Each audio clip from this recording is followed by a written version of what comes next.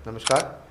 अगर आप HDFC bank से लोन लेने जा रहे हैं तो ये बातों का ख्याल रखना बहुत ज़रूरी है कि आपका रेट ऑफ इंटरेस्ट कितना होगा। एचडीएफसी बैंक से होम लोन लेने के लिए आपको क्या क्या चार्जेस भरने पड़ेंगे और ऐसे कौन से स्कीम्स और ऑफर्स हैं जो आपके होम लोन बाइंग एक्सपीरियंस को और भी एक्साइटिंग कर देंगे। आइए देखते हैं। अगर आप अच्छे रेट ऑफ इंटरेस्ट से होम लोन लेना चाहते हैं तो एचडीएफसी बहुत अच्छा चॉइस है। लेकिन एचडीएफसी में लोन लेने के लिए आपका सिबिल भी उस तरीके से होना चाहिए। अगर आपका सिबिल 700 या 750 से प्लस है तो आप ले सकते हैं और आपको रेट मिल जाएगा 7.90 का। हर बैंक को आरबीआई चार्ज करता है एज अ रेपो रेट। तो रेपो रेट अभी जो चल रहा है वो 5.50 है प्लस 2.40 जो प्रॉफिट है एचडीएफसी का। कुल मिला के होता है 7.90 से लेके 13.20। अब जैसे जैसे रिस्क बढ़ता जाएगा वैसे वैसे 7.90 में रेट ऑफ इंटरेस्ट ऐड होता जाएगा और 13.20 तक रेट ऑफ इंटरेस्ट जाता है एचडीएफसी बैंक का। एचडीएफसी ने पिछले क्वार्टर में ऑन एन एवरेज 8.77% पे होम लोन दिया है इंडिया को। किसी को 7.90, किसी को 8, किसी को 9, किसी को 9.5। तो एवरेज देखा जाए तो वो होता है 8.77 जो एचडीएफसी ने पिछले क्वार्टर में रिपोर्ट किया है और ये बहुत अच्छा आरओआई है। जब बात आ जाती है डॉक्यूमेंटेशन की तो एचडीएफसी ज़्यादा डॉक्यूमेंटेशन नहीं लेता है। वो 3 भागों में डॉक्यूमेंटेशन को बांट देता है। एक है आइडेंटिटी प्रूफ, दूसरा है इनकम डॉक्यूमेंट और तीसरा है प्रॉपर्टी डॉक्यूमेंट। आइडेंटिटी प्रूफ में सबसे पहले आ जाता है पैन कार्ड। पैन कार्ड अगर नहीं है आप लोगों के पास में और फिर भी आप लोग लोन लेना चाहते हैं तो फॉर्म 60 करके एक एप्लीकेशन होता है जो आपको गवर्नमेंट को देना होता है। फॉर्म 60 भी चल जाएगा। साथ में Aadhaar card, driving licence, voter ID card, वो आप आइडेंटिफिकेशन प्रूफ में दे सकते हैं।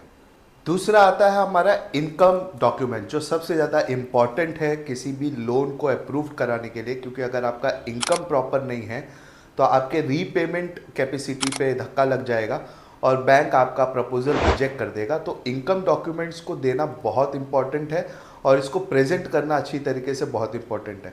तो सबसे पहले इनकम डॉक्यूमेंट में सैलराइड के लिए सैलरी स्लिप लग जाता है, बैंक स्टेटमेंट लग जाता है और फॉर्म 16 लग जाता है। फॉर्म 16 सैलराइड लोग टैक्स भरते हैं, उनकी कंपनी खुद टैक्स भरती है।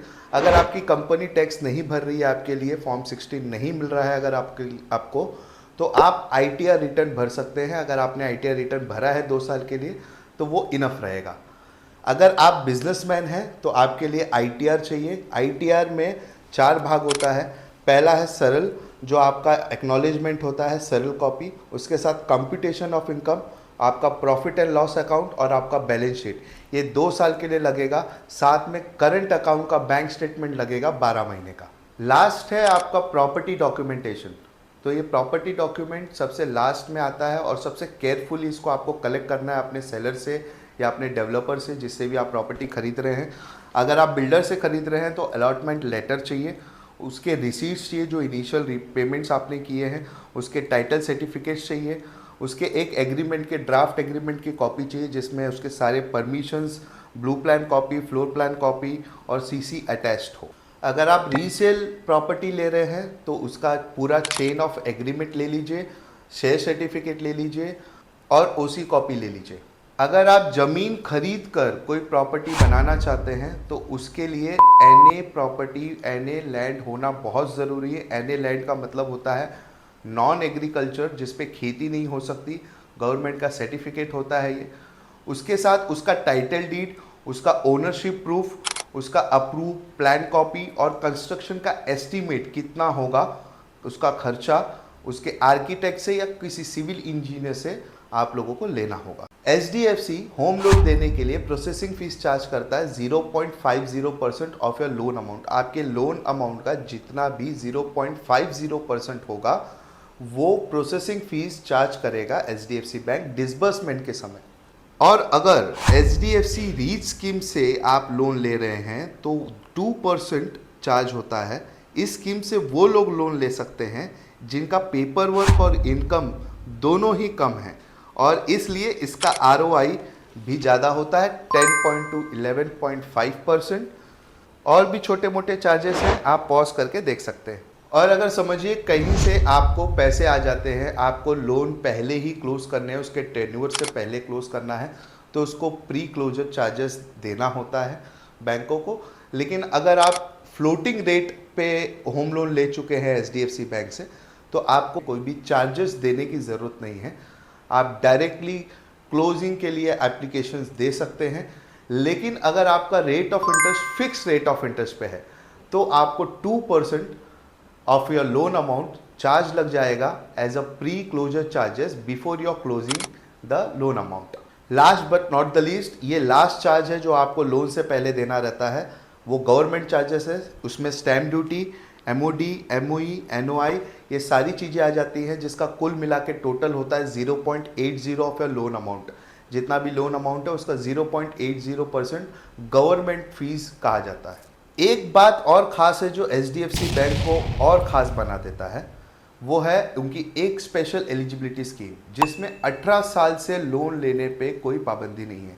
अधिकतर आप दूसरे बैंकों में जाएंगे तो 21 साल डेडलाइन होता है, लेकिन एचडीएफसी बैंक में आप 18 साल से लोन ले सकते हैं।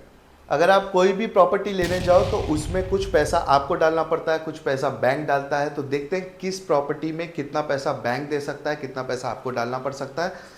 अगर प्रॉपर्टी 30 लाख की है या 30 लाख से नीचे है तो 90% पैसा बैंक दे देगा, 10% पैसा ही आपको देना होगा। अगर आपका प्रॉपर्टी 30 लाख से लेकर 75 लाख के बीच में है तो 80% आपको बैंक दे देगी, बाकी का 20% आपको डालना होगा। और अगर आपका प्रॉपर्टी का कीमत 75 लाख से ज़्यादा का एग्रीमेंट वैल्यू है तो उसमें बैंक सिर्फ 75% आपको देगा, रेस्ट 25% आपको डालना होगा। ये सबसे बेस्ट पार्ट है एचडीएफसी होम लोन का, जिसमें आप 4 तरीक़ों से रीपेमेंट कर सकते हैं। पहला है स्टेप अप रीपेमेंट फैसिलिटी। ये सैलरी वालों के लिए है, जहां उनका हर साल सैलरी बढ़ता है उस तरीके से हर साल वो अपना ईएमआई भी बढ़ा सकते हैं। दूसरा है फ्लेक्सिबल लोन इंस्टॉलमेंट प्लान। यहाँ पे ईएमआई सबसे ज़्यादा रहता है स्टार्टिंग में और एंड में जाके कम हो जाता है। तीसरा है ट्रेंच बेस्ड ईएमआई। ये अंडर कंस्ट्रक्शन प्रॉपर्टी बायर्स के लिए वरदान है। अगर आप सिर्फ प्रिंसिपल भरते हुए अपना टाइम नहीं बिताना चाहते हैं तो आप लोन के वक्त, लोन डिसबर्समेंट के वक्त ही अपना ईएमआई स्टार्ट कर सकते हैं अंडर कंस्ट्रक्शन लोन पे।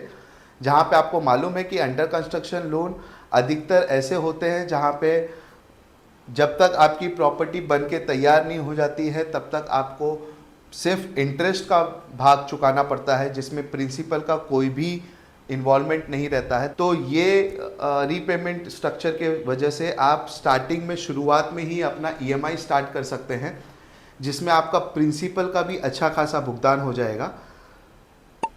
चौथा है एक्सीलरेटेड रीपेमेंट शेड्यूल। ये बिजनेस पर्सन लोगों के लिए होता है। जिस तरीके से उनका बिजनेस बढ़ता जाता है उस तरीके से ईएमआई डिज़ाइन होता है, हर साल बढ़ता जाता है और आपका जल्दी लोन ख़त्म हो जाता है। तो बहुत लोग मेरे से पूछते हैं कि टैक्स का बेनिफिट होम लोन लेने पे मिलता है कि नहीं मिलता है। ज़रूर मिलता है। होम लोन पे जितना भी आप इंटरेस्ट भरते हैं वो डिडक्ट हो जाता है आपके टैक्सेबल इनकम से और आपको उसका रिबेट मिल जाता है। तो निश्चिंत रहे, हर होम लोन पे आपको टैक्स का बेनिफिट मिल ही जाएगा। नमस्कार।